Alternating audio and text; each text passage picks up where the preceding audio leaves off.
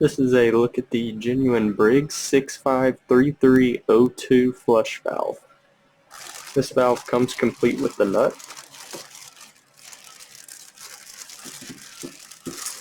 It also has the flapper, which is plastic, the chain and the hook to connect to the lever. The flapper is already installed on the flush valve. It just snaps on and off. Snap that off.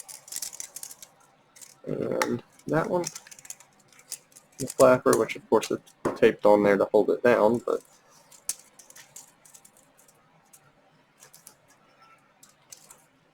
this part right here is a rubber seal. This is what prevents leaks. To change that, you just twist this here off.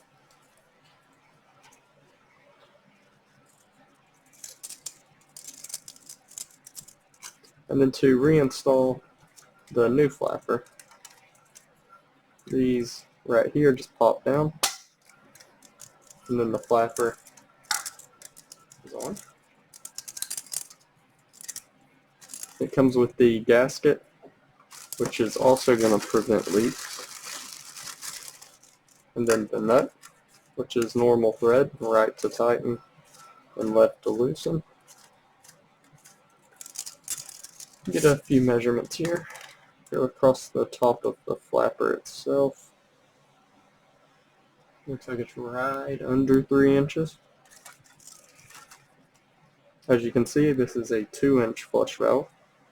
The inside diameter of the bottom of the valve, 2 inches. In the tank, it would measure right at 6 1/4 to 6 1/2 inches. Once again, this is the genuine Briggs 653302 flush valve.